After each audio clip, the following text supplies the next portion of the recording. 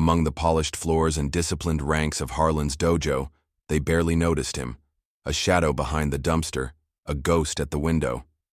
Elliot Ray collected cans while they collected trophies, his calloused hands once holding championship medals now clutching discarded aluminum. The students laughed, calling him Sensei Bum, never suspecting that beneath his worn jacket beat the heart of a master who'd forgotten more about martial arts than they'd ever learn. When Harlan finally invited him inside, no one expected the homeless man to step onto the mat and shatter not just their record, but every assumption they'd made about human worth. Just before we get back to it, I'd love to know where you're watching from today, and if you're enjoying these stories, make sure you're subscribed. The afternoon sun cast long shadows across the polished wooden floor of Harlan's dojo, where 20 children moved in synchronized patterns. Their white uniforms, crisp and bright under fluorescent lights, contrasted against the deep blue mats beneath their bare feet. Parents lined the perimeter of the room, some scrolling through phones, others watching with proud smiles as their children practiced basic forms. "Keep your back straight, Michael. Emma, eyes forward," called Mr. Harlan, a broad-shouldered man in his 50s with salt and pepper hair and laugh lines that deepened when he smiled. He walked between the rows of students, adjusting a stance here, demonstrating a movement there. His voice carried authority without harshness, the voice of someone who had spent decades teaching discipline through respect rather than fear. Near the back of the viewing area, Sarah Miller leaned toward another mother and whispered behind her hand, "Did you see him again today? That homeless man?" The other woman, Jennifer Adams, nodded with a concerned frown. "Third time this week. Just sleeping back there behind the dumpsters. Tom says we should call the police, but Mr. Harlan hasn't seemed worried. I heard he watches the classes sometimes," Sarah continued, her voice dropping even lower. "Just stands outside by the window, gives me the creeps. Mom, did you see my kick?" 8-year-old Leo bounded over to his mother Jennifer, his round face flushed with exertion and pride. "It was amazing, sweetie," Jennifer smiled, momentarily forgetting the conversation. "Now go finish your class." As Leo ran back to join the other students, Jennifer's eyes drifted toward the side window. For just a moment, she caught sight of a dark figure standing in the shadows, watching. Behind the dojo, Elliot Ray carefully folded the threadbare blanket that had served as his bed for the past 3 nights. At 48, his face showed the weathering of someone who had spent too many nights outdoors, but his eyes remained clear and observant. His beard, though untrimmed, was clean, and despite his worn clothing, there was something in his posture that suggested dignity, shoulders straight, head held high. He methodically placed the blanket into his backpack alongside his few possessions, a dog-eared paperback, a water bottle, a small first aid kit, and a faded photograph protected in plastic. The distant sound of children's voices counting in unison drifted from the dojo's open back door. 1, 2, 3, 4.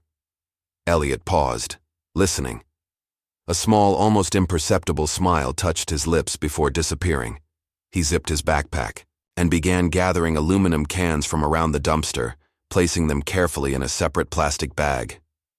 Each movement was deliberate, economical, nothing wasted. The back door of the dojo opened suddenly, and Elliot straightened, ready to apologize or leave quickly if needed. A young boy stepped out, Leo, the same one who'd been practicing his front kicks minutes earlier. "Hi," Leo said, curiosity written across his freckled face.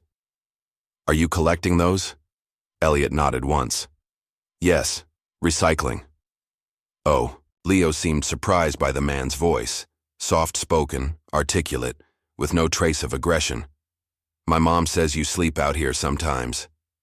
"Sometimes," Elliot acknowledged, no defensiveness in his tone. "It's quiet here." Leo glanced back at the door, then pulled a slightly squashed sandwich from his pocket. "This is my extra lunch sandwich. Mom always packs 2, but I'm full already." He held it out and Elliot hesitated, studying the boy's face for signs of mockery or fear. Finding none, he carefully accepted the offering. "Thank you," he said, bowing slightly from the waist in a gesture that seemed oddly formal. "That's very kind." Leo's face lit up at the unexpected response. He started to say something else when a sharp voice cut through the air. "Leo, get back inside. Now!" A tall teenager with a blue belt stood in the doorway, his arms crossed over his chest. Travis Wilson, 17 and the dojo's most competitive student, glared at Elliot with undisguised disdain. "Coming, Travis," Leo called back, then whispered to Elliot, "Sorry," before hurrying inside. Travis lingered in the doorway. "You need to stop hanging around here, man. You're freaking people out." Elliot said nothing, just continued gathering cans. "What? You think you're learning karate by staring through the window?" "Hey, everybody," Travis called back into the dojo. "Sensei Bum thinks he's going to be a black belt." Laughter echoed from inside, and Travis smirked before shutting the door with unnecessary force. Elliot remained still for a long moment, his expression unreadable. Then he picked up his bags and moved toward the side of the building. Inside, the advanced class had begun. Teenage students sparred in pairs while Mr. Harlan observed, occasionally offering corrections. Through the side window, Elliot watched a young girl practicing a kata, a choreographed sequence of movements. Her brow furrowed in concentration as she struggled with a particular turn. Her foot placement was slightly off, causing her to lose balance at the pivot point. Without thinking, Elliot shifted his own stance, mirroring what she should be doing. When she failed again, he shook his head slightly. The girl glanced up, noticing him through the window. Instead of turning away, Elliot pantomimed the correction, weight on the back foot, front foot turned outward before the pivot. After a moment of hesitation, she tried it his way. Perfect execution. Her face broke into a surprised smile, and she gave him a small wave before returning to practice. What Elliot didn't notice was Mr. Harlan, standing quietly in the corner, watching the entire exchange with thoughtful eyes. Later, as twilight settled over the parking lot, Elliot sat on the curb behind the building, eating Leo's sandwich and reading his paperback by the security light. The door opened, and he tensed, expecting Travis or perhaps an angry parent. Instead, Mr. Harlan stood there, 2 bottles of water in hand. "Mind if I join you?" he asked, his voice neutral. Elliot shook his head, closing his book, Sun Tzu's The Art of War. Mr. Harlan sat down on the curb, leaving a respectful distance between them, and offered one of the waters. "I'm James Harlan. This is my dojo." "Elliot," he replied, accepting the water with a nod of thanks. "I apologize for loitering. I'll move on if it's causing problems." Harlan studied him, noting the careful articulation, the straight posture even, while sitting on concrete. "That was good advice you gave Caitlin about her pivot." Elliot looked down. "Force of habit." "I didn't mean to interfere. You've trained before." It wasn't a question. A long silence stretched between them. Finally, Elliot sighed. "A long time ago." Harlan nodded, not pushing further. "You're welcome to watch from inside rather than through the window. Might be more comfortable." Surprise flickered across Elliot's face before he controlled it. "That's generous, but I don't think everyone would be comfortable with that arrangement." "Probably not," Harlan agreed candidly. "Their loss." He stood, brushing off his pants. "The offer stands.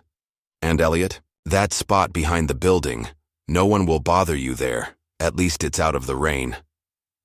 As Harlan walked away, Elliot stared after him, a complex emotion crossing his weathered features. Something between gratitude and wariness, as if kindness had become unfamiliar territory. Over the next week, whispers about the dojo stalker spread through classes and parent circles. Elliot continued his routine, collecting cans, reading in the parking lot, occasionally watching classes from a distance. Some days he disappeared entirely, only to return the following evening. "Did you hear about the homeless guy?" Michael asked during water break, huddled with several other students. "My dad says he might be dangerous." "He's not dangerous," Leo defended. "He's just quiet." "Then why does he hide and watch us?" another student challenged. "It's weird." Travis, who had been listening nearby, snorted. "Because he's a creep. Or maybe he thinks he's learning secret ninja moves."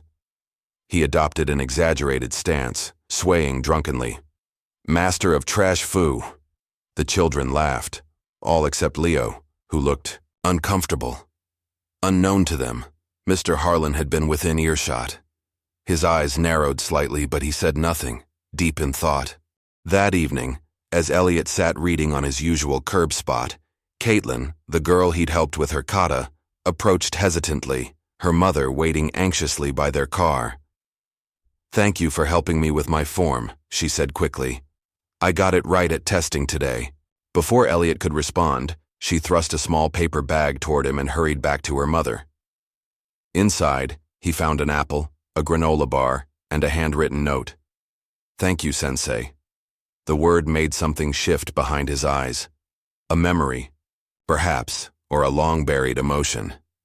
From the dojo doorway, Mr. Harlan watched the exchange, the beginnings of an idea forming in his mind. "Dude, check out what I posted."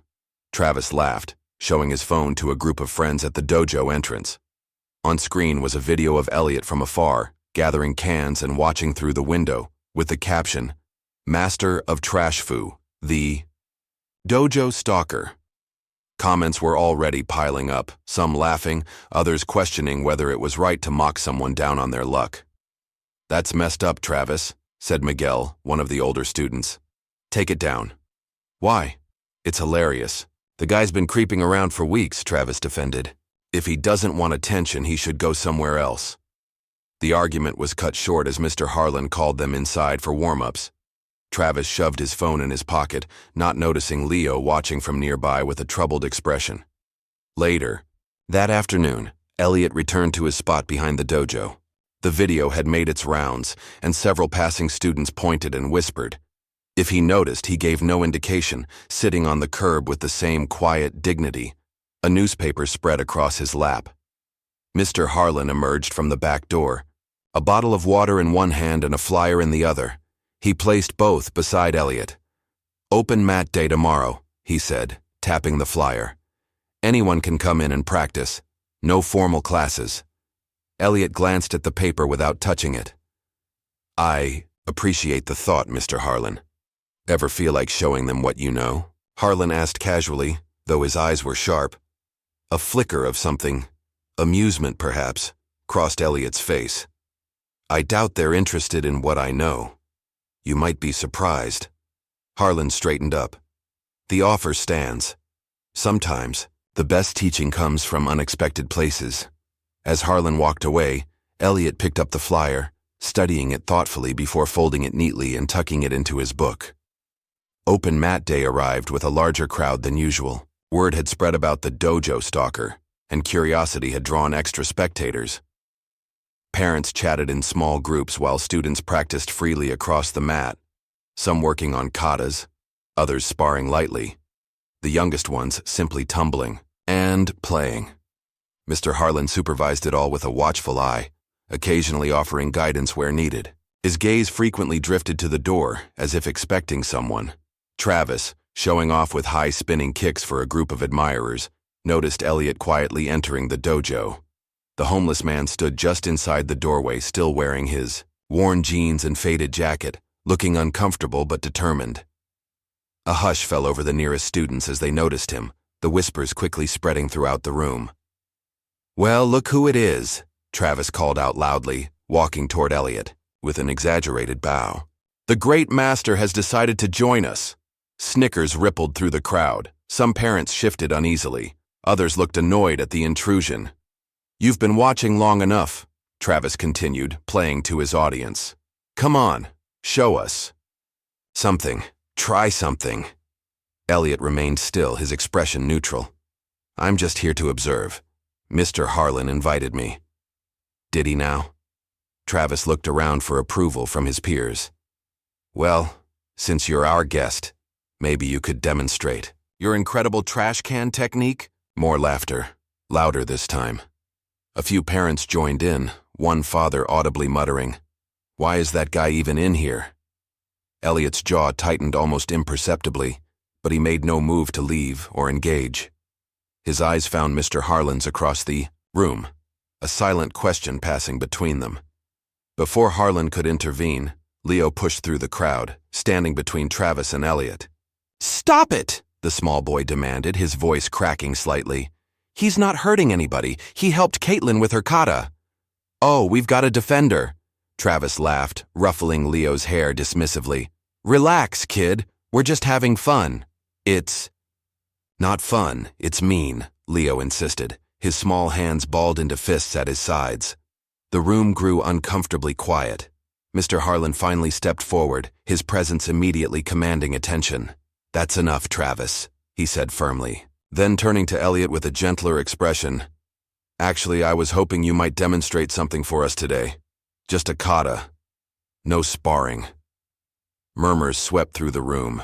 Travis looked stunned, then smug, clearly expecting embarrassment to follow. Elliot hesitated, scanning the faces around him. Skeptical parents, curious children, mocking teenagers. Finally, his eyes settled on Leo, who looked up at him with complete faith. Just one, Elliot agreed quietly. He moved toward the center of the mat, removing his worn shoes and placing them neatly at the edge. In his sock feet, he stood silently, for a moment, eyes closed, gathering himself. A few snickers broke the silence, quickly hushed as Elliot began to move. The transformation was immediate and stunning. His body, which had seemed ordinary moments before, suddenly displayed extraordinary control. Each movement flowed with precision. Blocks, strikes, turns executed with a grace that spoke of decades of practice. His worn clothing no longer seemed relevant as the form took shape, a complex kata that even the most advanced students recognized as far beyond their current abilities. Silence fell over the dojo. Every eye was fixed on Elliot as he moved through the final sequence, his breathing controlled, his focus absolute. The kata concluded with a powerful strike that seemed to vibrate the air itself, followed by perfect stillness. For several heartbeats, no one moved or spoke. Then, a single person began to clap, Leo, his face shining with vindication. Others joined tentatively at first, then with genuine appreciation. That was Goju Shiho, Mr. Harlan said into the silence that followed, naming one of the most advanced, katas in karate. 54 steps of the wooden man, few masters perform it that well. Parents began whispering urgently to one another, "Who is this guy? Did you see that? I've never seen anything like it." Travis stood slack-jawed, his earlier mockery forgotten. When he finally recovered, his competitive nature surfaced. That was pretty good, he admitted reluctantly. But kata is just choreography. How about some light sparring, to show the kids some practical application?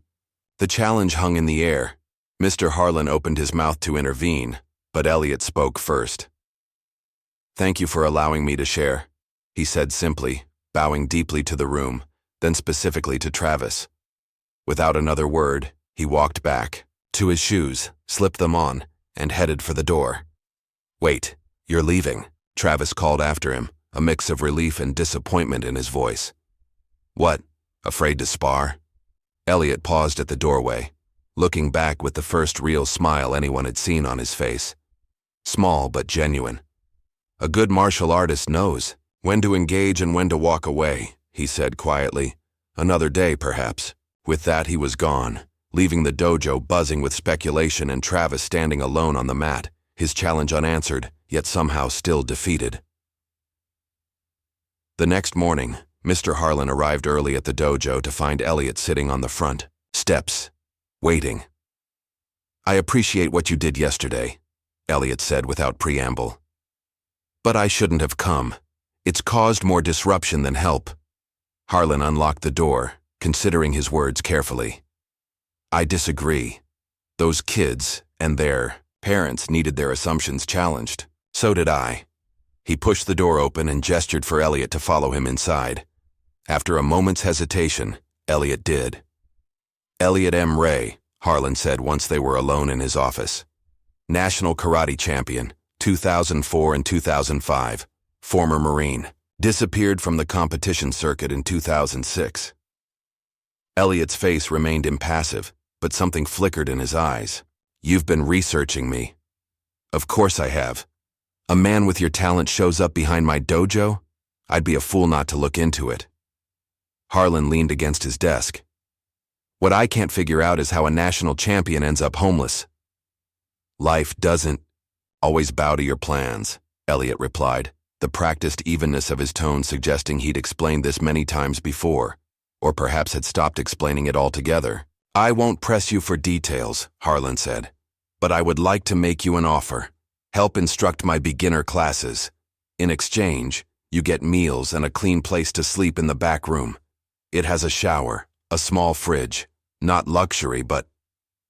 Why? Elliot interrupted, genuine confusion breaking through his careful composure. You don't know me. And your clients, they won't all approve. Harlan smiled slightly. Because that kata yesterday wasn't just technically perfect. It had soul. That's rare. He paused. As for my clients, let me worry about them. Some will complain.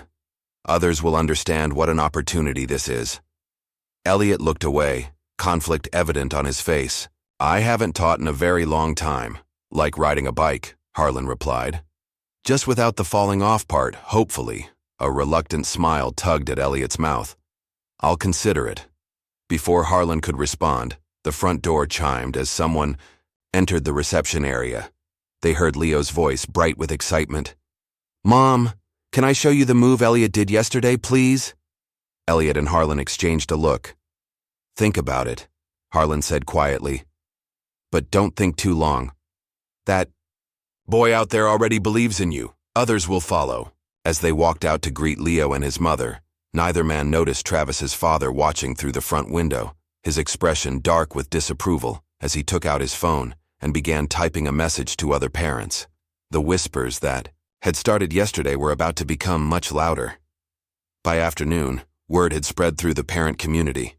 Opinions were sharply divided, some excited about a former champion possibly teaching their children, others uncomfortable with Harlan's decision to invite a homeless man into their carefully cultivated space. Travis stood in his kitchen, listening to his father on the phone. I'm telling you, Mark, it's completely inappropriate. I don't care if he was a champion 20 years ago. The man's been living behind dumpsters. Who knows what issues he has, and Harlan just brings him in without consulting any of us? Travis thought about the kata he'd witnessed, the undeniable skill, the intensity of focus. Despite himself, he was impressed and troubled. The man he'd mocked so easily had turned out to be something entirely different from what he'd assumed. His father hung up, looking satisfied. Well, that's that. Mark is contacting the local paper. If Harlan wants to make this a public matter, so will we. Dad, Travis began hesitantly. Maybe we should... Travis, trust me. His father cut him off. People like that need help, sure, but not around children. Not teaching our kids. There are proper channels for that sort of thing. Travis nodded, but doubt lingered. He picked up his phone, thumb hovering over the delete button on his Master of Trash Foo post. After a moment's hesitation, he put the phone down without taking action, the mocking image still visible on his screen. The early morning light filtered through the blinds of Mr. Harlan's office as he sat hunched over his computer, coffee cooling beside him.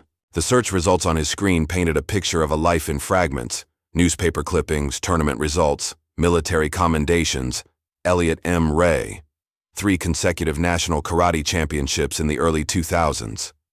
Distinguished service. In the Marines. Featured in Martial Arts Today as one of America's most promising competitors. And then, nothing. After 2006, Elliot Ray simply vanished from public record. Harlan leaned back, rubbing his tired eyes. The man sleeping on the training mat in his back room, the same man who had been gathering cans behind his dumpster for weeks, was more than just a fallen champion. There was a deeper story here. The front door chimed, startling him from his thoughts. He closed the browser quickly, like a man caught prying into someone's diary. Elliot stood in the doorway, his borrowed clothes, a plain gray t-shirt and black sweatpants from Harlan's Lost and Found, hanging loosely on his frame. Despite the simple attire, there was something changed about him. Perhaps it was the clean-shaven face or the shower-damp hair, but he looked 10 years younger than the man who had performed that stunning kata yesterday. Morning, Harlan said, gesturing to the coffee maker. Help yourself.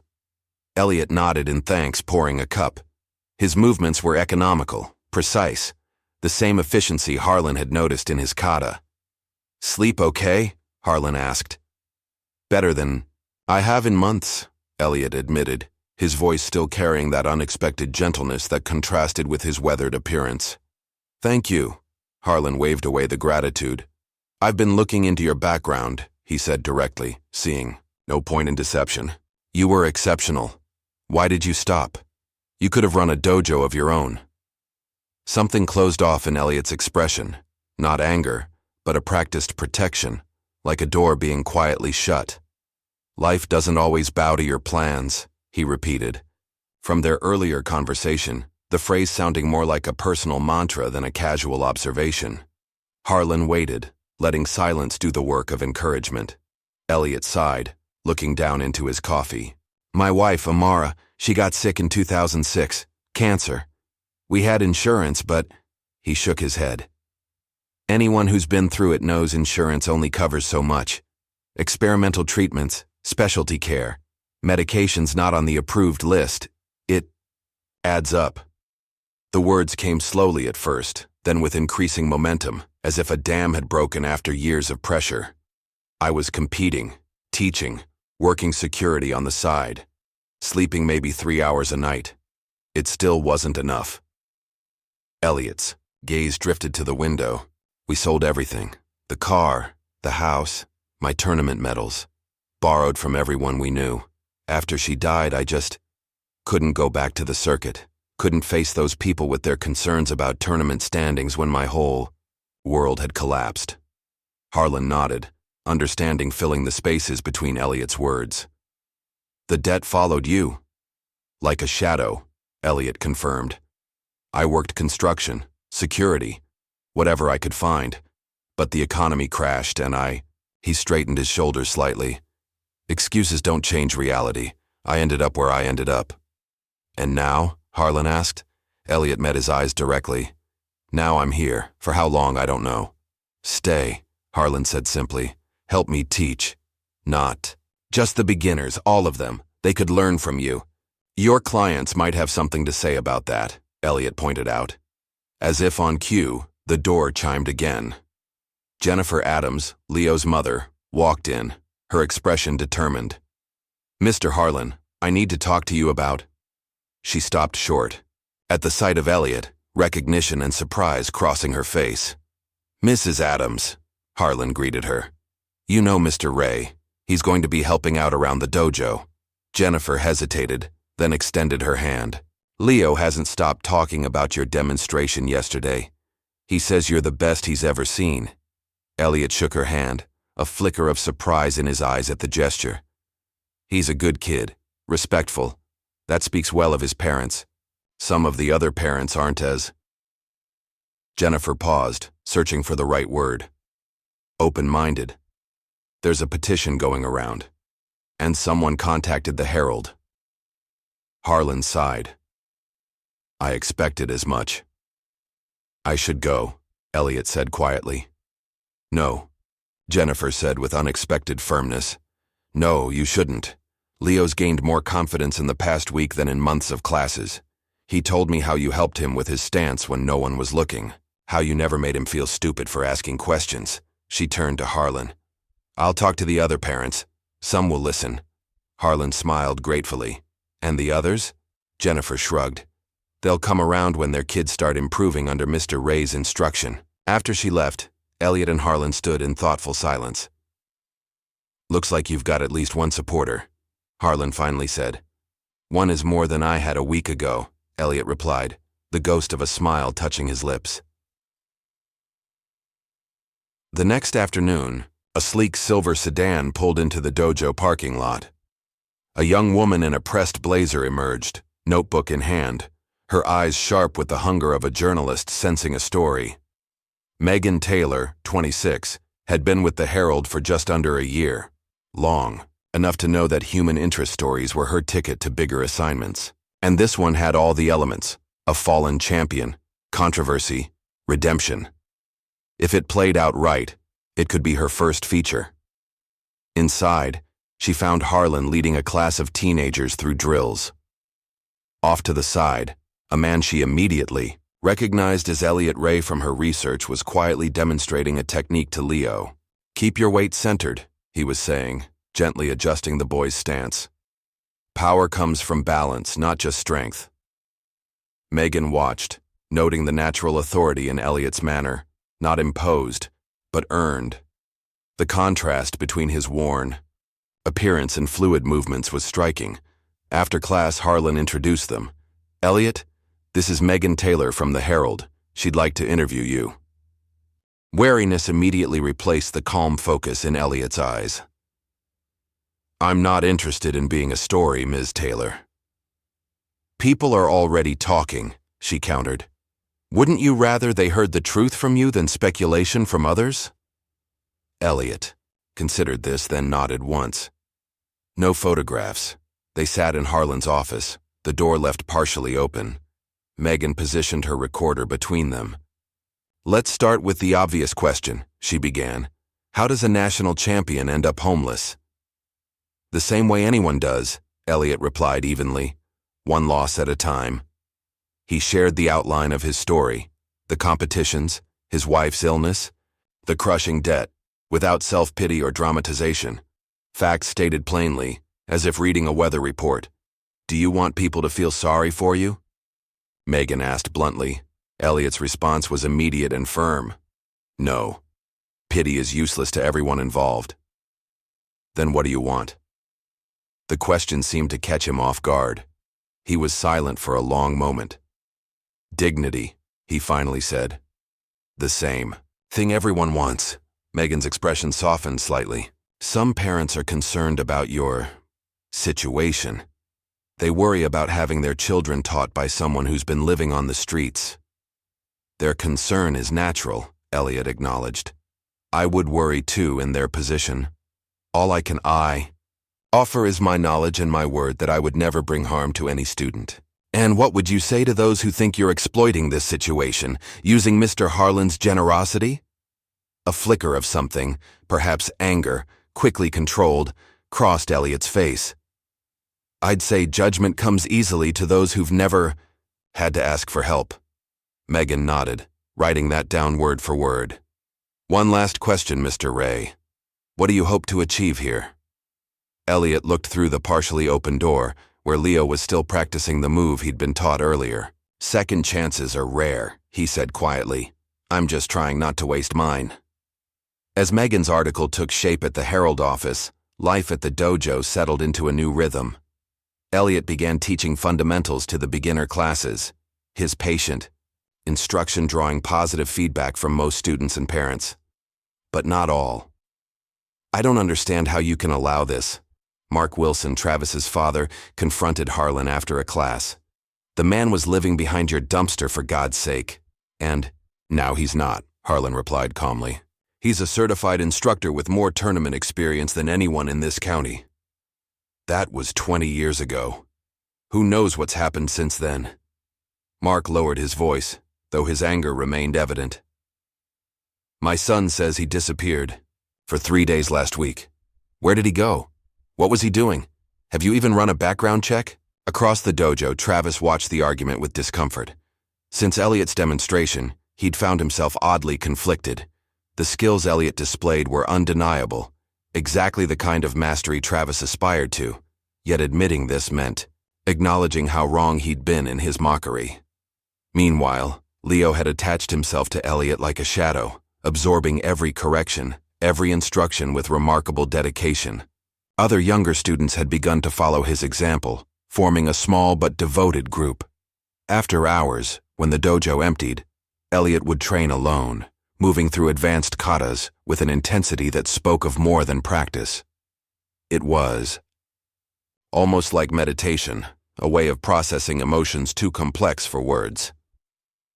One evening, Harlan stayed late, watching from the doorway as Elliot executed a particularly challenging sequence. "You're holding back when you teach," Harlan observed. "Why?" Elliot completed the form before answering. "They're not ready for more. Some are. Travis, for instance." A complicated expression crossed Elliot's face. Travis has talent and anger, a dangerous combination. Harlan nodded in agreement. He's trying to figure you out. They all are. He paused. Did you know we have a board-breaking record here? 8 stacked pine boards. No one's touched it in 12 years. Elliot raised an eyebrow. Your point? Sometimes people need something tangible, something they can see and hear. Breaking boards isn't about strength. It's about focus, commitment, following through. Harlan smiled slightly. Just something to think about. As Harlan turned to leave, Elliot called after him. Whose record is it? The 8 boards? Mine, Harlan replied. From when this place first opened and I had something to prove. Elliot nodded thoughtfully, turning back to his training with renewed concentration. The Herald article appeared the following Sunday, featuring Elliot's story under the headline, From Champion to Homeless, a Master's Return to the Mat. Megan had written it with surprising sensitivity, focusing on Elliot's journey without sensationalism. She described his teaching style, the respect he showed each student, and included quotes from Leo and Jennifer about the positive impact he'd had. The article didn't shy away from controversy.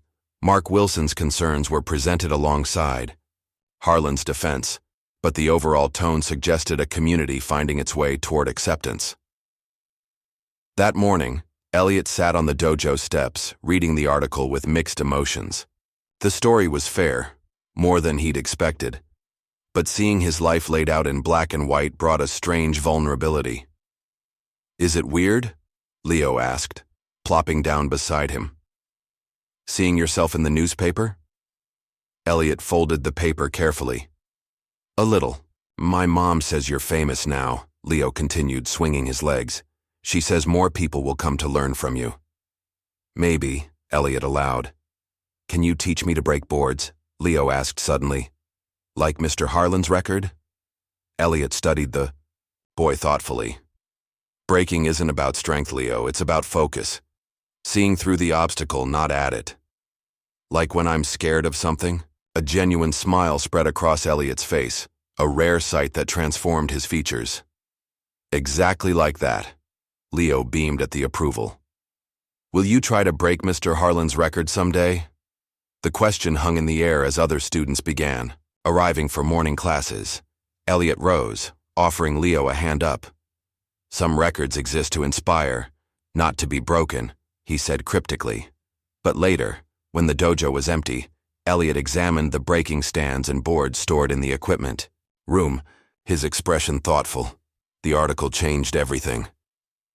Within a week, class sizes had doubled. Parents from across town brought their children to see the homeless karate master. Some came out of genuine interest, others from morbid curiosity. Elliot weathered the attention with quiet dignity, focusing on teaching rather than the whispers that followed him. Harlan expanded the class schedule to accommodate the influx, with Elliot handling most beginner and intermediate sessions. One afternoon, as Elliot demonstrated a defensive technique to a crowded class, he noticed a camera phone pointed at him from the viewing area. A quick series of emotions crossed his face: discomfort, resignation, then determination, as he continued the lesson without acknowledging the intrusion. Later, Harlan found him in the back room, staring at his phone with a troubled expression. Everything okay? Harlan asked. Wordlessly, Elliot turned the phone toward him. On screen was a social media post, a video of Elliot teaching, already with thousands of views and comments ranging from supportive to cruelly mocking. It'll pass, Harlan reassured him. People will find something else to talk about. But they didn't. More videos appeared. Local TV stations called requesting interviews. A sports channel producer left a message about a potential documentary. Through it all, Elliot maintained his routine, teaching, training, helping around the dojo. He declined all interview requests and avoided cameras when possible. The back room became his sanctuary, sparse but private. One evening, as he organized equipment after classes, Travis entered the dojo alone. The two had maintained a careful distance since Elliot's demonstration, with Travis attending Harlan's advanced classes rather than Elliot's. Need something? Elliot asked, not pausing in his work. Travis shifted uncomfortably, My dad's organizing some of the parents, against you being here. Elliot nodded, unsurprised. I know. He says you got kicked out of competition, that you were violent. Travis hesitated. Is that true? Elliot set down the training pads he'd been stacking. No. Then why'd you disappear? You were at the top. Sometimes life gives you different priorities. Elliot studied Travis thoughtfully.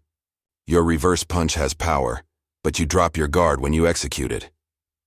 The abrupt change of subject caught Travis off balance. What? Tomorrow. 6 a.m. before regular classes. I'll show you how to fix it. Elliot returned to his task, effectively ending the conversation. Travis stood there a moment longer, confusion evident on his face before leaving without another word. The next morning, to Elliot's mild surprise, Travis showed up at exactly 6. They worked for an hour on form and technique, with Elliot offering corrections without commentary or judgment. By the end, Travis's punches were sharper, his guard more consistent. Why are you helping me? Travis asked finally, wiping sweat from his face. I was a jerk to you. You were, Elliot agreed without heat. But your potential is more important than your past mistakes. True for all of us. Before Travis could respond, the door opened, and his father walked in, stopping short at the sight of them training together. Travis? What are you doing here? Mark demanded. Training, Dad. Mr. Ray was showing me how to improve my reverse punch. Mark's expression darkened. Get your things. We're leaving. But now, Travis. The tension in the room was palpable as Travis gathered his gear. He glanced apologetically at Elliot before following his father out. Through the window, Elliot could see them arguing in the parking lot, Mark gesturing angrily, Travis defensive. The encounter left a bitter taste, one Elliot recognized all too well. Later that day, Harlan called a staff meeting which with just the two of them meant coffee in his office. I've had an idea, Harlan began. A fundraiser. Dojo Challenge Day. Open to the public, demonstrations, competitions. The proceeds would go to the West Side shelter. Elliot raised an eyebrow. The shelter where I stayed sometimes. Exactly. It's good PR for the dojo, helps a worthy cause, and legitimizes my presence here, Elliot finished. Harlan didn't deny it. The community needs to see you as more than a curiosity or a charity case. This puts the focus on what you can contribute. Elliot considered it, turning the paper with Harlan's notes toward him. Board-breaking exhibition? People love it. Very visual. Harlan hesitated. I was thinking maybe you'd consider attempting the record. Your record? It's just a number, Harlan shrugged. Records exist to be broken. Before Elliot could respond, Leo burst into the office, excitement radiating from him. Mr. Ray, my mom says I can join the demonstration team if you think I'm ready. The interruption shifted the mood immediately. Elliot smiled at the boy's enthusiasm. We'll need to work on your form, he said, rising from his chair. Let's see what you've got. As they moved to the training floor, Harlan watched thoughtfully. The fundraiser idea had taken root, and he began making calls that afternoon. Local businesses agreed to sponsor. The Herald promised coverage. Even the mayor expressed interest in attending.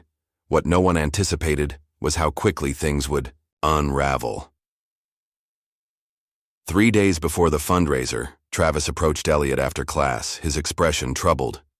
My dad found some old videos of you, he said without preamble. From a tournament in 2005. He's showing them to the other parents. Elliot's face revealed nothing. What videos? You fighting some guy. It got really intense. You. Travis hesitated. You broke his arm. A long silence stretched between them. Tournament fighting has consequences, Elliot finally said. Injuries happen. He's saying you did it on purpose, that you got disqualified. Elliot closed his eyes briefly. The match was reviewed by officials. I was cleared of intentional misconduct, but yes, I was disqualified from that event. Why didn't you tell anyone?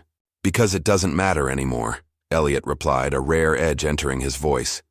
It was 20 years ago.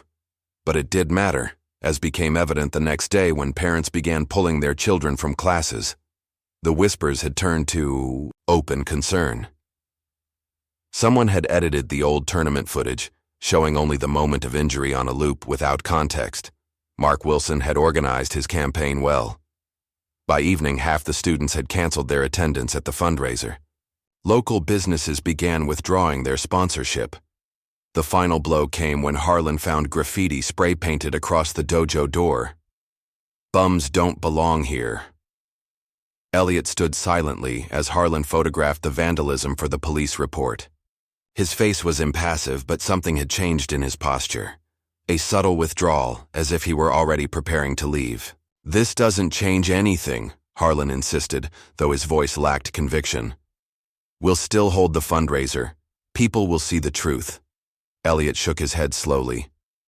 "I've brought trouble to your door, literally." He gestured to the graffiti. "You've been good to me, James, better than anyone has in years. I won't repay that by damaging what you've built." "So you're just going to leave? Let them win?" Harlan demanded, frustration evident. "Sometimes walking away takes more strength than staying to fight," Elliot replied quietly. That night, storm clouds gathered over the city, matching the mood inside the dojo. Elliot packed his few belongings into his backpack, leaving the borrowed clothes neatly folded on the cot. On top, he placed a handwritten note for Harlan. As rain began to fall, he slipped out the back door into the darkness, the weight of failure familiar on his shoulders. Morning brought no relief from the storm. Harlan arrived early, already knowing what he would find. The back room empty, the note on the cot simple and direct. "Thank you for believing in me. Some debts can't be repaid, but I'll try. The students deserve better than controversy." E. Harlan crumpled the note in his fist, anger and disappointment warring in his expression. Outside, volunteers were setting up for the fundraiser despite the rain, their enthusiasm dampened but not extinguished. Leo arrived with Jennifer, immediately, searching for Elliot. "Where's Mr. Ray?" he asked, his small face creased with worry. "He promised to help me with my demonstration." Harlan knelt to the boy's level. "Elliot had to leave for a while, Leo. I'm not sure when he'll be back. But he has to come." Leo insisted, tears welling in his eyes. "He promised, and he's supposed to break the boards." Jennifer placed a gentle hand on her son's shoulder. "Leo, sometimes people have to leave even when they don't want to." "He'll come back," Leo said with absolute certainty. He wouldn't leave without saying goodbye. As the day progressed, the rain intensified. Attendance was sparse. The local news crew arrived, but their interest had shifted from a feel-good story to controversy. Mark Wilson gave an interview outside, speaking of community standards and proper role models. Inside, Harlan went through the motions, leading demonstrations with the students who had remained loyal. The board-breaking exhibition was postponed, then canceled as equipment was damaged by rain leaking through the roof. By evening, it was clear the fundraiser had failed. Volunteers began packing up early, expressions grim. "He's not coming, is he?" Leo asked as the last guest departed, his earlier confidence fading.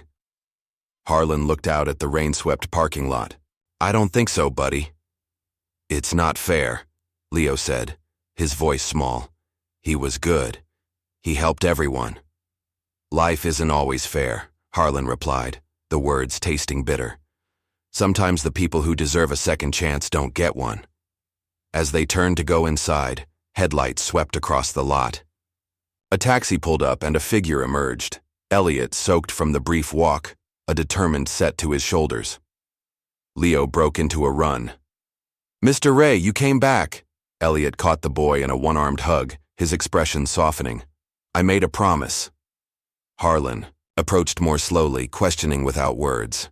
"I came for the boy," Elliot explained simply, "and for myself." He looked past Harlan to the nearly empty dojo, the abandoned fundraiser setup, and nodded once, accepting the situation without comment. "We still have the boards," Harlan said after a moment. "If you're interested." A small smile touched Elliot's lips. "Let's give them something to remember." As they walked inside together, the rain began to ease, clouds parting to reveal the first stars of evening. Small points of light in the darkness, persistent and unwavering. The morning after the failed fundraiser dawned clear and bright, as if nature itself had decided to grant a fresh start. Inside the dojo, Harlan and a small group of volunteers worked quickly to salvage what they could of the event. Tables were wiped dry, equipment checked for water damage, and a makeshift schedule hastily drawn up. "You really think people will come back?" Jennifer asked, as she helped Leo arrange chairs in front of the demonstration area. Harlan glanced toward the back room where Elliot was changing into a clean gia he'd provided. "They will. Trust me." The doubt in Jennifer's eyes was clear, but she nodded, turning back to her task with renewed determination. In the back room, Elliot stood before a small mirror, adjusting the white uniform that felt both foreign and familiar against his skin.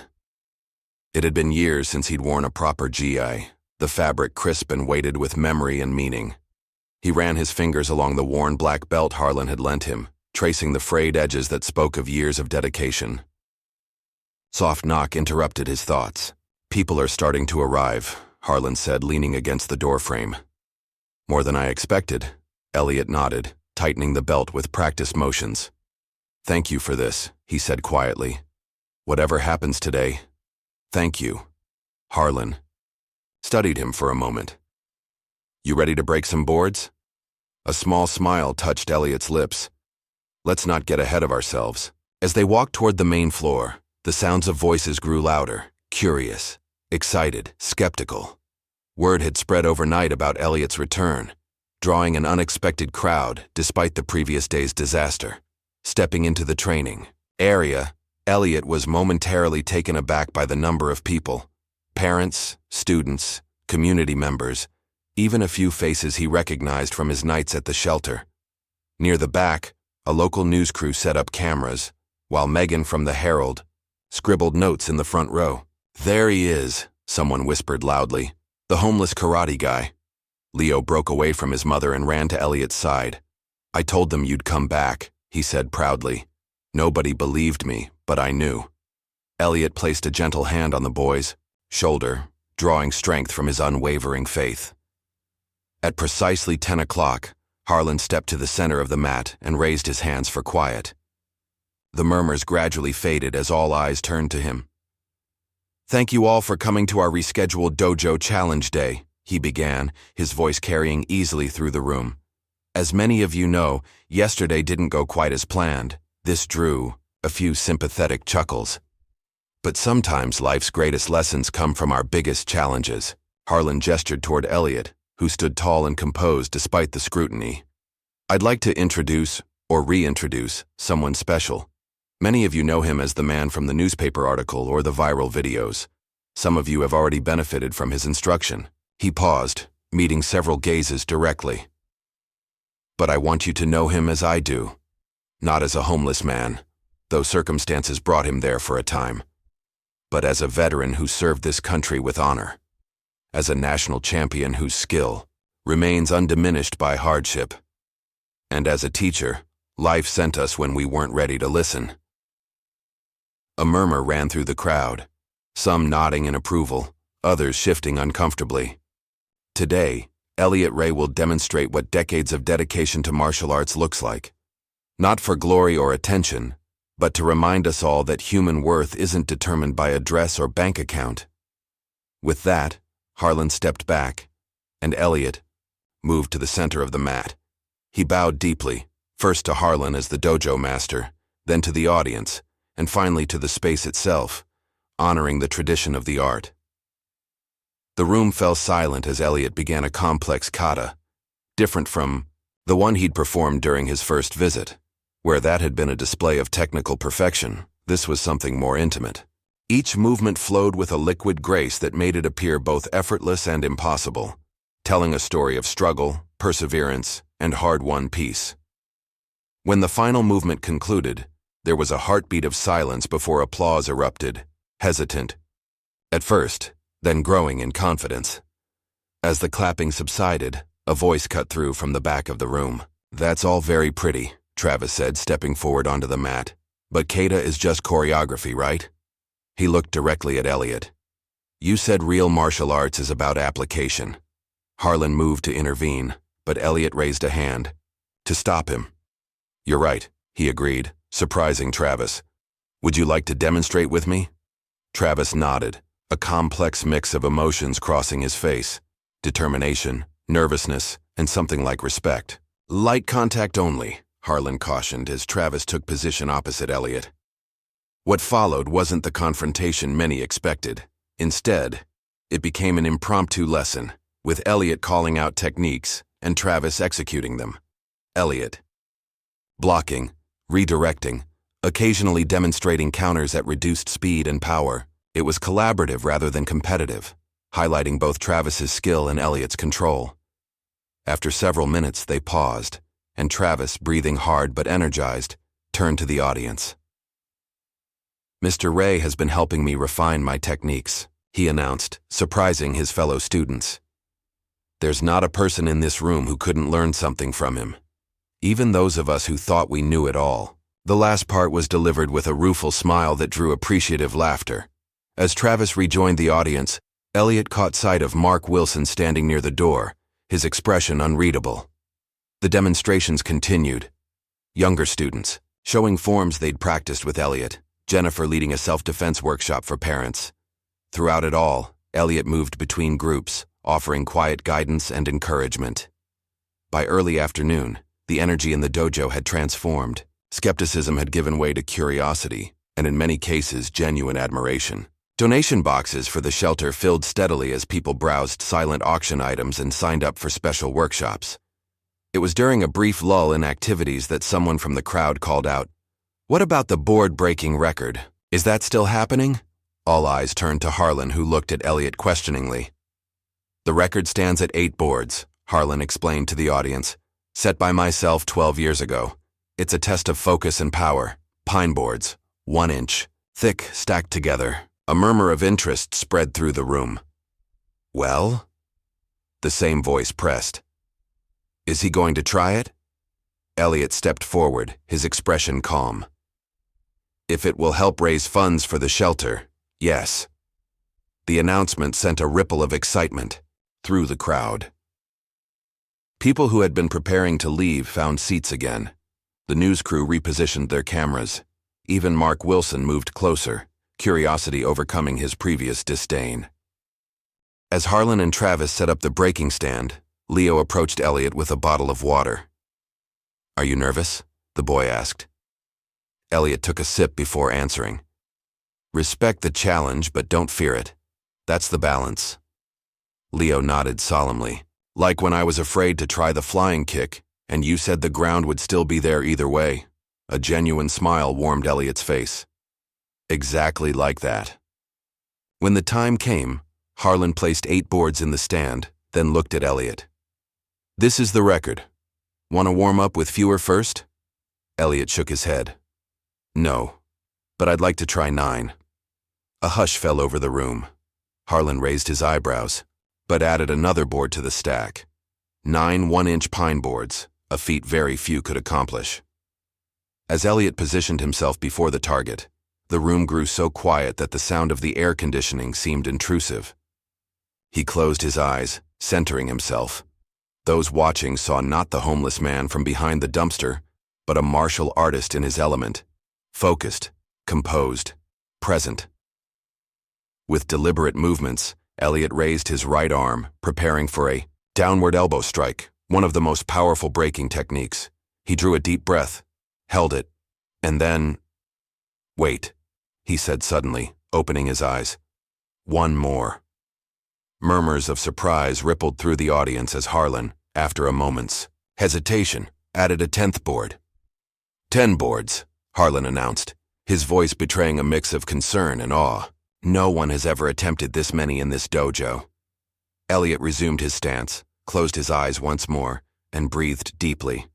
In that moment of perfect stillness, it seemed as if the entire room breathed with him, a collective holding of breath, in anticipation. When the strike came, it was almost too fast to follow, a blur of controlled power, his elbow driving down through the center of the stack with an explosive ki shout that seemed to come from his very core. Crack! The sound was like a gunshot in the quiet room. For a split second, Nothing seemed to happen. And then, all 10 boards separated cleanly, falling away from the stand in perfect halves. The room erupted. People jumped to their feet, applauding and cheering. Leo's excited voice could be heard above the din. "He did it! He broke them all!" Elliot straightened, breathing hard but composed, and bowed to the audience. As he did, his eyes met Mark Wilson's, across the room. The man gave a single, almost imperceptible nod before turning away. Not acceptance, perhaps, but acknowledgement. Harlan clapped a hand on Elliot's shoulder, grinning broadly. "I think we just raised a lot of money for that shelter," he said. As cameras flashed and people pressed forward with congratulations, Elliot felt something he hadn't experienced in years. A sense of belonging, hard-won and fragile, but real. Dio. Room's explosion of energy following Elliot's board break seemed to reverberate beyond the dojo walls. Children rushed forward, wide-eyed with excitement. Parents clapped enthusiastically, some even standing on chairs to capture the moment on their phones. Leo jumped up and down, tugging at his mother's hand and pointing. "Did you see? 10 boards. 10. Reporters surged toward Elliot, microphones extended, questions overlapping. "How does it feel to break the record? Was this a comeback moment for you? What message do you have for people who doubted you?" Harlan stepped in, creating a buffer between Elliot and the press. "Let's give Mr. Ray some space. There'll be time for questions later." As the initial chaos subsided, people formed a more orderly line to congratulate Elliot. Among them was Sarah Miller, one of the mothers who had been most vocal about her concerns. "I owe you an apology," she said quietly, extending her hand. "I judged without knowing. My son Michael has talked about nothing but your classes for weeks." Elliot shook her hand, his expression warm but reserved. "No apology needed. Caution. Around your children is never wrong." More parents approached with similar sentiments, some openly apologetic, others offering gift cards, business cards with job leads, or simply heartfelt thanks for what he had taught their children. An older man in a suit made his way through the crowd. "Mr. Ray, Tom Bradley, First National Bank. I'd like to discuss opening an account for you. We have programs for veterans reestablishing credit." Before Elliot could respond, another voice chimed in. "And I'm Lisa Jameson from Veteran Housing Alliance. We should talk when you have a moment." The offers continued. Temporary housing, job interviews, donations to the shelter in his name. Elliot accepted each with quiet dignity, neither dismissing the help nor appearing overwhelmed by it. From across the room, Travis watched the scene unfold, a complicated mix of emotions playing across his face. He started forward, hesitated, then continued with determined steps until he stood before Elliot. "Can I talk to you?" he asked. "Privately?" Elliot nodded, and they moved to a quieter corner while Harlan continued managing the crowd. "I was wrong about you," Travis said without preamble, "and I'm sorry for how I acted. The video I posted, all of it." "Apology accepted," Elliot replied simply. Travis shifted uncomfortably. "My dad, he still has issues with all this. But I wanted you to know I deleted that video, and I told people the truth about who you really are." Elliot studied the young man thoughtfully. "That took courage. Not compared to what you did." Travis hesitated. "There's an event at the shelter next weekend. Some of us are going to volunteer. Would you come? Maybe show us some techniques we could teach the kids there?" A look of genuine surprise crossed Elliot's face, followed by a smile that reached his eyes. "I'd be honored." Meanwhile, Megan from the Herald was typing furiously on her tablet, her exclusive coverage of the event already taking shape. "This is going viral by tonight," she told Jennifer. "ESPN picked up clips from our live stream. Someone from a sports channel is flying in tomorrow for an interview." Jennifer watched Elliot across the room, now surrounded by children asking him to sign their belts. "Will all this attention be good for him?" Megan followed her gaze. "Fame is tricky, but I think he can handle it. There's something solid about him, like he knows exactly who he is, even when the world tried to tell him otherwise." By Monday morning, Elliot had become a local celebrity. Clips of the board break had indeed gone viral, garnering millions of views across multiple platforms.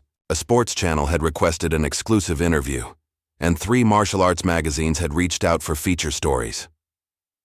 City Hall called Harlan personally. The mayor wanted to visit the dojo later that week to present a community service award and discuss a potential partnership for at-risk youth programs. "It's crazy out there," Harlan said, closing the blinds against the small group of reporters who had gathered in the parking lot. "How are you holding up?" Elliot sat cross-legged on the mat, as composed as ever despite the whirlwind around him. "I've seen both extremes now. Being invisible and being too visible. Neither defines me." Harlan nodded appreciatively. "The mayor's visit is good publicity for the dojo, but say the word and I'll cancel." "No need," Elliot assured him. "This isn't just about me anymore." In the days that followed, Elliot maintained his teaching schedule while navigating the newfound attention. With quiet grace, he agreed to a single television interview, during which he spoke not of his own accomplishments, but of the shelter's needs and the importance of second chances. When asked about his journey from homelessness to viral fame, he redirected, "The real story isn't about breaking boards or overcoming obstacles. It's about a community that ultimately chose to see a person, not a circumstance." The mayor's visit brought another wave of attention. Standing before a forest of microphones, Mayor Wilson, no relation to Mark, praised Harlan for his inclusive vision and Elliot for redefining what it means to fight, not just physically, but against prejudice and misfortune. As cameras flashed, Elliot found himself thinking of darker days. A particular night 3 years ago when he'd been denied entry to a shelter during a snowstorm, forced to sleep on a subway bench while security guards periodically woke him to move along. The contrast between then and now was so stark it seemed almost unreal. After the official proceedings, Harlan found Elliot sitting alone in the office, looking at something in his hands. A worn photograph of a beautiful woman with a bright smile, her arm around a younger, happier version of himself. "Amara?" Harlan asked gently. Elliot nodded, carefully returning the photo to his wallet. "She would have handled all this attention better than me. She loved people, could talk to anyone." Harlan sat across from him. "I have a proposition for you. The publicity has been good for business. We need another full-time instructor, and the back room isn't a permanent solution. Are you offering me a job?" "A partnership eventually, but yes, starting with a position. Salary, benefits, the works." Harlan slid a folder across the desk. "Jennifer helped set up a community fund. Enough for first and last month's rent on an apartment plus some basics." Elliot stared at the folder, momentarily overwhelmed. "I can't accept charity." "It's not charity. It's investment in a future we believe in." Harlan leaned forward. "But there's a condition." "What's that?" "The shelter program you mentioned to Travis. I want to make it official. Free weekly classes for residents. You'd lead it with dojo students assisting." Harlan smiled. "Help others like yourself." Elliot was quiet for a long moment. "I'd need to start small. Focus on discipline and self-control first, practical techniques later." "So that's a yes?" Elliot extended his hand. "It's a yes." The following weekend, Elliot led the first martial arts class at Westside Shelter. Travis and 3 other advanced students assisted as 15 shelter residents, men, women, and a few teenagers, gathered in the community room, its furniture pushed aside to create a makeshift training area. "This isn't about fighting," Elliot began, looking each participant in the eye. "It's about finding center when everything around you feels chaotic. It's about discipline when life seems to have none." Among the participants was a young man with angry eyes who reminded Elliot of himself years ago, defensive, distrustful, expecting disappointment. "What's your name?"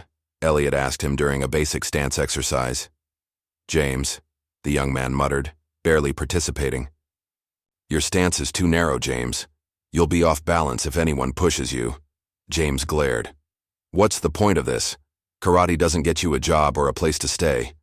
Elliot adjusted the young man's feet gently but firmly. "No, it doesn't. But it might give you the discipline to keep a job once you find one. The patience to deal with people who look at you the way you're looking at me right now." James held the stance reluctantly. "When they call you names." Elliot continued quietly. Make your stance stronger. When they doubt you, prove them wrong. With action, not words. He stepped back, assessing James's posture. Better. Now hold it for 30 seconds. By the end of the session, James was asking when the next class would be held. Outside the shelter, Travis waited as Elliot locked up the community room.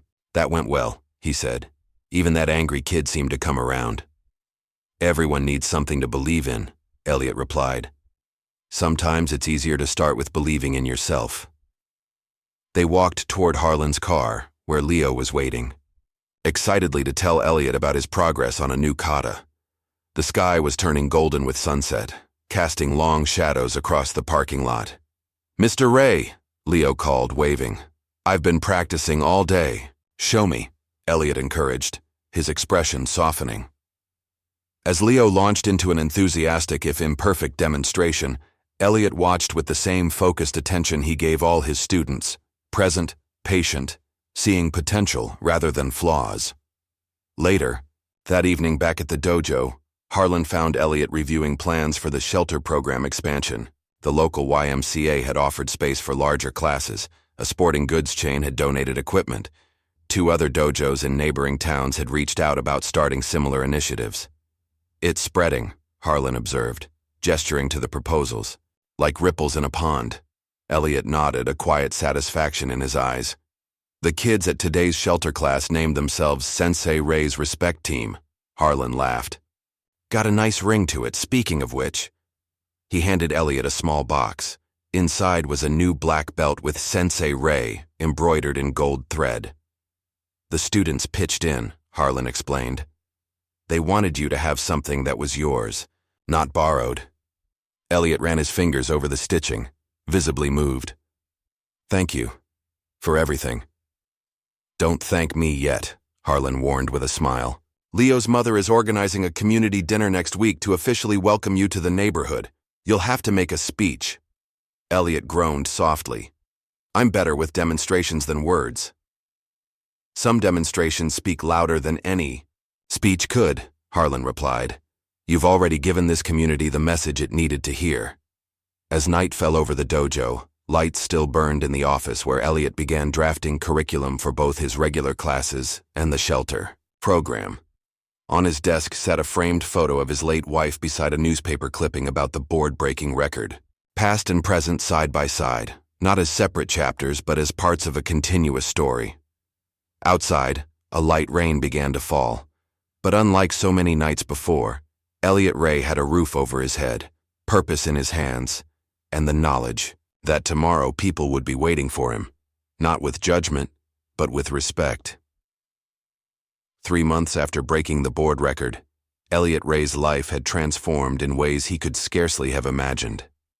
The small apartment near the dojo, paid for initially by the community fund, was now maintained by his steady income as the dojo's associate instructor. Simple furniture filled the once-empty rooms, a used couch, a dining table with 4 chairs, bookshelves gradually accumulating volumes on martial arts philosophy and teaching methods. On the wall of his living room hung 3 framed items, the newspaper article about his board break, his new black belt certificate signed by Harlan, and a photograph of his late wife Amara. Past and present in careful balance. His morning routine had become predictable. Wake at 5, meditate for 30 minutes, train alone at the dojo before classes began at 9. The stability felt almost surreal after years of uncertainty, each day a surprise of where he might sleep or what he might eat. But with stability came a new kind of pressure. Good morning, Mr. Ray, called the barista at the coffee shop where he stopped each morning. Saw you on that morning show yesterday. You were great. Elliot nodded politely, accepting his regular order. Black coffee, no sugar. The television appearance had been arranged by a producer who'd seen the viral board-breaking video. What was supposed to be a 5-minute human interest segment had expanded to 15 minutes when viewers started calling in with questions. So, network wants to do a follow-up, Harlan informed him later that day, holding up his phone to show an email. They're talking about a regular segment, Wisdom from the Mat or something like that. Elliot's expression remained neutral, but Harlan knew him well enough now to notice the slight tension in his shoulders. "I'll turn them down," Harlan offered. "Say we're too busy with classes." "No," Elliot said after a moment. "The publicity helps the shelter program. We've doubled participation since last month.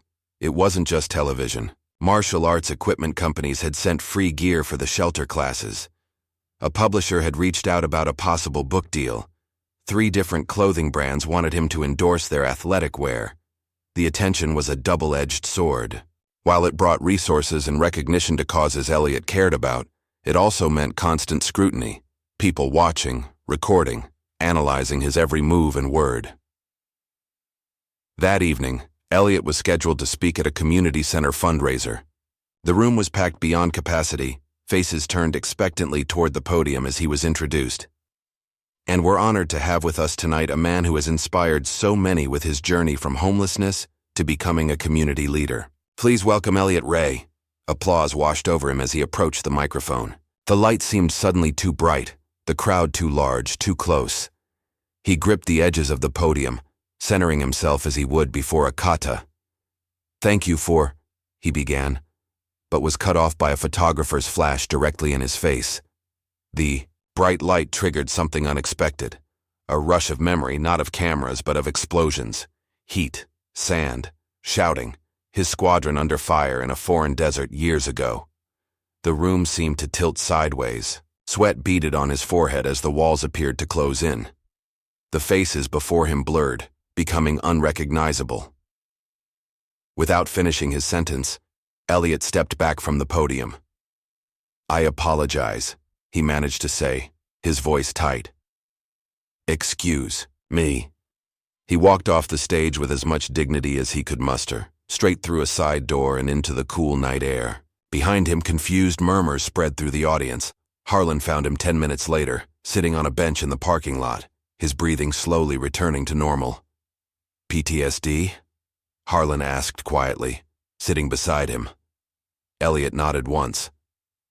"Hasn't happened in a while. You never mentioned your service experiences. Some things are harder to talk about than others." Elliot looked up at the stars.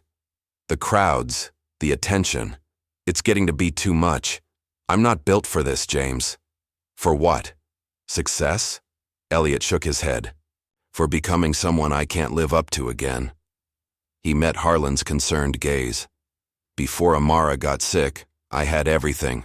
Trophies, sponsorships, recognition. When it all fell apart, the crash was devastating." "You're afraid of losing it?" "All a second time," Harlan observed. "I'm afraid of believing I'm only worth something when people are watching and applauding." Elliot's honesty was raw, unfiltered. "When I was homeless, at least I knew who I was without all the external validation." Harlan considered this. "So what do you want to do?"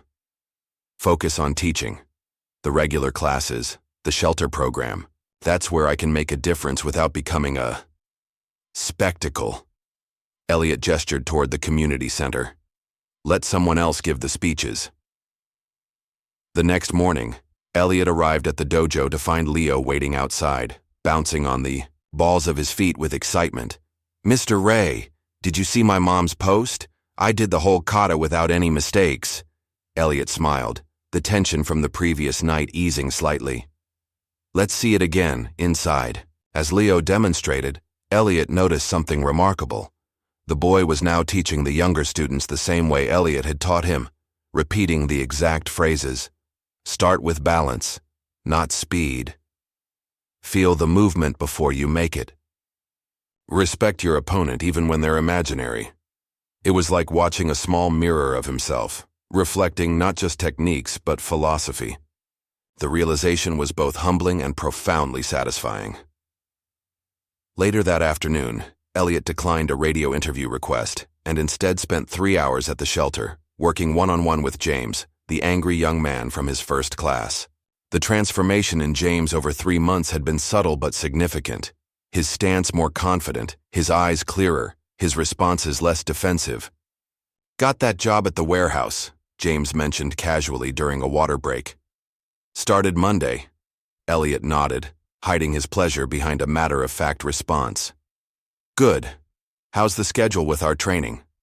Working evenings. I can make morning classes. James hesitated. They said if I stick with it 3 months, they'll train me for equipment operation. Better pay. You'll stick with it, Elliot said with quiet certainty. James studied him for a moment. How do you know? Because now you have something to lose. Elliot adjusted James's arm position slightly. Again, from the beginning. As they resumed training, Elliot felt a centering calm that had eluded him during the previous night's public event. This was where he belonged, on the mat, teaching, connecting one-on-one. The rest was noise. The calm proved short-lived. The following week, a rival dojo owner named Scott Henderson published a scathing blog post questioning Elliot's credentials and motives. Is the homeless karate master exploiting his past for fame? The headline blared.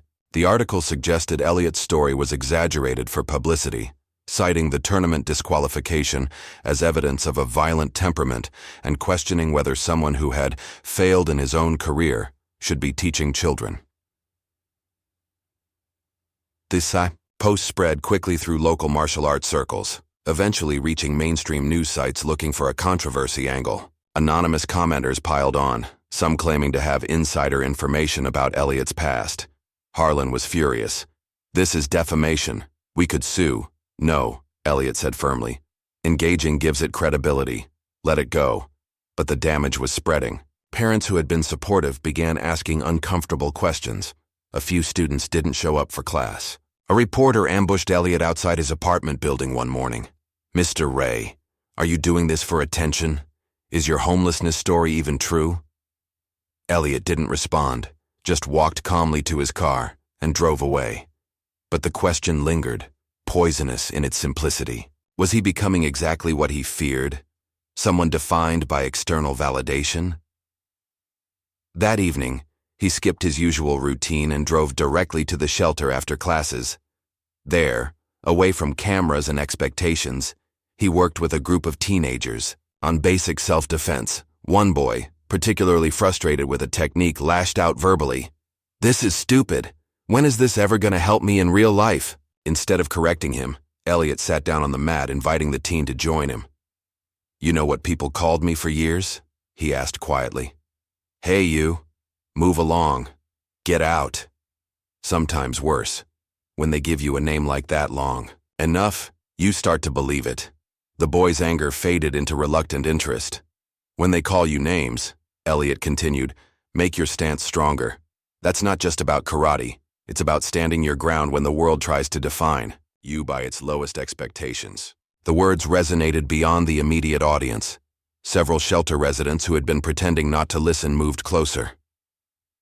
"You don't need a reason to have dignity," Elliot told them.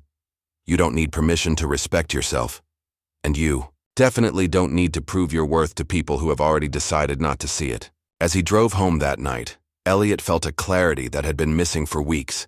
The controversy, the attention, the praise, the criticism, none of it defined him. What mattered was the work itself, done with integrity, whether anyone was watching or not. The next morning, he was surprised to find Travis waiting outside his apartment, along with several other students from the advanced class. "We saw the blog post," Travis said without preamble. "It's garbage." "We know who you really are," added Miguel, another senior student, "and we're not letting this stand." Before Elliot could respond, Travis explained their plan, a Walk With Sensei Ray event scheduled for the following Saturday. Students, parents, and shelter residents would march together from the dojo to City Hall, showing community solidarity. "You don't have to speak or anything," Travis assured him. "Just walk with us." Elliot was momentarily speechless, moved by their initiative. "This isn't necessary," he finally managed. "Yes, it is," Travis insisted. "Not for you, for us. You taught us that respect isn't just something you talk about, it's something you demonstrate. So that's what we're doing." The walk took place as planned, drawing over 200 participants, far more than anyone expected. Shelter residents walked alongside dojo students, parents alongside city officials. No speeches were given, no demands made. It was simply a visible statement of support, more powerful in its silence than any verbal defense could have been. Scott. Henderson's blog post quietly disappeared the following day. 2 weeks later, a documentary filmmaker named Rachel Chen approached Harlan about creating a short film about Elliot's journey. Unlike previous media requests, her focus wasn't on the viral board break or the homeless-to-hero narrative, but on the deeper themes of dignity, resilience, and community. "I want to show the real story," she explained to Elliot when they finally met. "Not just what happened, but what it means. For you, and for the people whose lives you've touched." After careful consideration, Elliot agreed to limited participation. The resulting 30-minute film, titled Still Standing, focused primarily on the shelter program and the transformative power of martial arts as a path to self-respect. Elliot's personal story served as context rather than spectacle.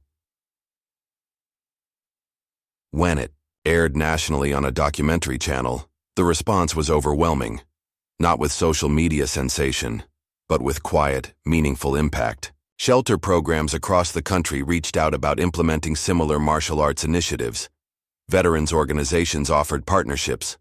Former competitors from Elliot's tournament days reconnected, expressing admiration for his new path. One email in particular caught Elliot's attention, from Marcus Coleman, his former training partner and closest friend from his championship days.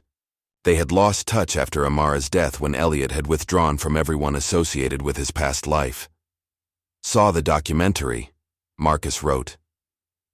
"You never stopped being the best of us, E. Not because of what you can do on the mat, but because of who you are off it. If you're open to it, I'd like to visit sometime. It's been too long."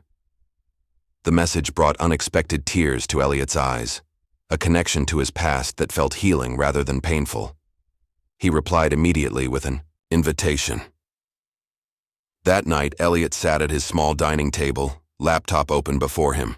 After weeks of consideration, he had finally agreed to write a guidebook, not a memoir or an instruction manual, but a philosophy of resilience drawn from both martial arts and his life experiences. He titled the document, Still Standing, Lessons from the Mat and the Streets. His fingers hovered over the keyboard for a long moment before he began to type. "True strength isn't measured by what you can break. It's measured by what you can survive, and what you choose to build from the pieces." 1 year to the day after, Elliot had performed his first kata in Harlan's dojo. The training floor was packed with students. The once struggling neighborhood martial arts school now had a waiting list for new enrollments and had expanded its schedule to accommodate growing demand. Elliot stood at the front of the class, his black belt now bearing golden embroidery that identified him as Sensei Ray. The students before him represented a cross-section of the community, children from affluent families training alongside, scholarship recipients from the shelter program, teenagers who had once mocked him now listening attentively to his instruction. "Martial arts isn't about defeating others," he was saying. "It's about mastering yourself. Your true opponent is always internal: doubt, fear, anger, complacency." His teaching style had evolved over the months, still patient and precise, but now infused with the quiet confidence of someone who had found his purpose. The transformation went beyond physical appearance, though that too was remarkable. Gone was the gaunt, weathered man who had collected cans behind the dumpster. In his place stood a respected teacher, his face relaxed, his eyes clear and focused. After class, as students filed out, Leo approached with a carefully wrapped package. "This is from all of us," he said, his voice cracking slightly with the awkwardness of early adolescence. No longer the small boy who had offered a sandwich to a stranger, Leo had grown several inches and recently earned his green belt. Elliot unwrapped the gift to find a framed photograph of the entire class, arranged in neat rows with himself and Harlan in the center. Beneath the image, a simple inscription read, "The man who showed us what strength looks like." "Thank you," Elliot said, genuinely touched. "This means more than you know," Leo beamed. "We're having cake in the break room. Mom made it. Chocolate. With strawberries. Your favorite." As the celebration continued, Elliot slipped away briefly to the small office he now shared with Harlan. On his desk sat a letter that had arrived that morning from Amara's former oncologist, acknowledging Elliot's final payment on the medical debt that had once seemed insurmountable. He took out the worn photograph of Amara that he always carried, gently touching her face through the protective plastic. "We made it," he said softly. A knock at the door interrupted the private moment. Harlan entered, carrying a small plaque. "This came from the contractor.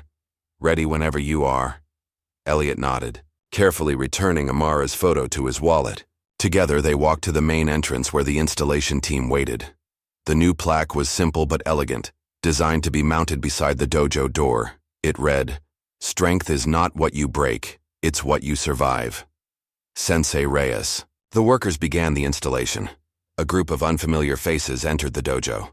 5 children ranging from 8 to 15, accompanied by an older woman. "Can I help you?"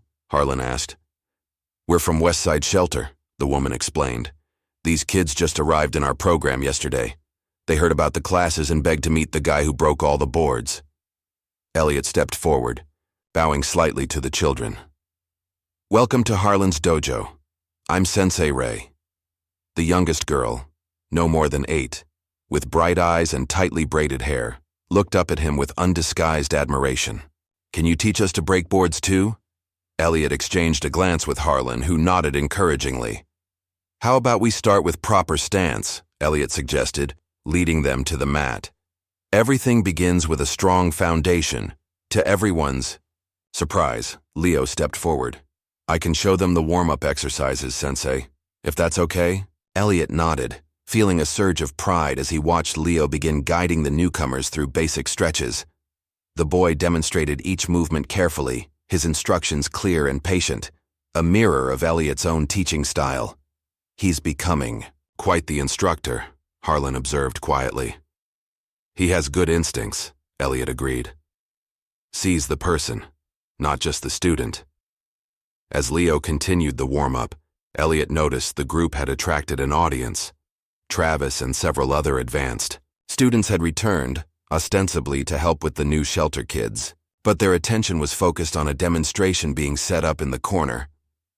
A young girl, Caitlin, now 12, the same student Elliot had once helped with her kata through the window, was preparing for a board-breaking attempt. 9 boards were stacked in the holder. "9?" Elliot asked, moving closer. "She's been practicing for months," Travis explained. "Says she wants to match your record." "That's 10 boards, Harlan corrected. Travis shook his head. "She says 9 is enough, that it's not about the number." Elliot watched as Caitlin prepared herself, going through the same centering ritual he had taught. Eyes closed, breathing, steady, focus inward. Her technique was different from his. Where he had used an elbow strike, she positioned herself for a straight punch, her small fist perfectly aligned. The room fell silent as she opened her eyes, fixed her gaze on the center of the stack, and struck with unexpected speed and precision. Crack! For a heartbeat, nothing happened. Then all 9 boards split cleanly, falling away from the stand. The room exploded with cheers. Elliot clapped the loudest, his face alight with genuine pride. Caitlin turned to him, seeking his approval. "Perfect form," he told her, bowing deeply in respect. "Better than mine." Her face broke into a radiant smile. "I had a good teacher." The celebration continued as word spread throughout the dojo. Parents who had arrived early for the next class joined in the applause. Even Mark Wilson, who had gradually come to a grudging acceptance of Elliot's role, nodded in acknowledgement from the doorway.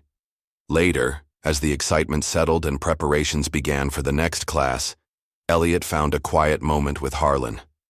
"Remember, when you said records exist to be broken?" he asked. Harlan smiled. "Some do. Others exist to inspire what comes next." 9 boards, Elliot mused. She could have done 10. We both know it. But she understood the real lesson, Harlan replied. It was never about the number. Elliot nodded, watching as Caitlin showed her technique to the shelter children, their eyes wide with possibility. The real record isn't counted in boards or trophies. No, Harlan agreed. It's counted in lives changed, including yours.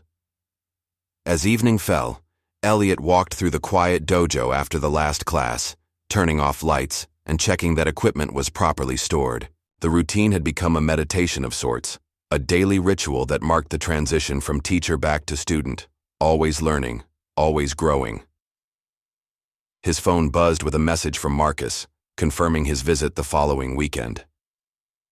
Another buzz followed, a photo from James at the shelter, proudly displaying his official forklift operator certification. Outside, the spring air was mild as Elliot locked the dojo door. His apartment was only a 10-minute walk away, a journey he had come to enjoy regardless of weather. The neighborhood had become familiar territory, shopkeepers nodding in recognition, neighbors offering greetings. His presence no longer a curiosity, but simply part of the community fabric. As he walked, Elliot's thoughts drifted to the documentary, filmmakers' question during their final interview. After everything you've experienced, what would you tell someone who feels like they've lost everything? His answer then seemed even more true now. They laughed when I asked for one chance, but life only needs one break to open back up. Reaching his apartment building, Elliot paused to look back at the path he'd traveled, not just the physical distance from the dojo, but the much longer journey from despair to purpose. The weight of his backpack was comforting against his shoulders, no longer containing all his worldly possessions but carrying the day's lesson plans, student evaluations, and a draft of his upcoming book. He was no longer homeless. He was home. With that thought, Elliot Ray climbed the steps to his apartment, head high, moving forward into the life he had rebuilt. One stance, one lesson, one day at a time. Was it 10 wooden boards Elliot broke that day? Or was it our preconceptions about human worth that shattered most completely? If this story moved you, please like, subscribe, and share to help others discover that sometimes our greatest teachers appear where we least expect to find them.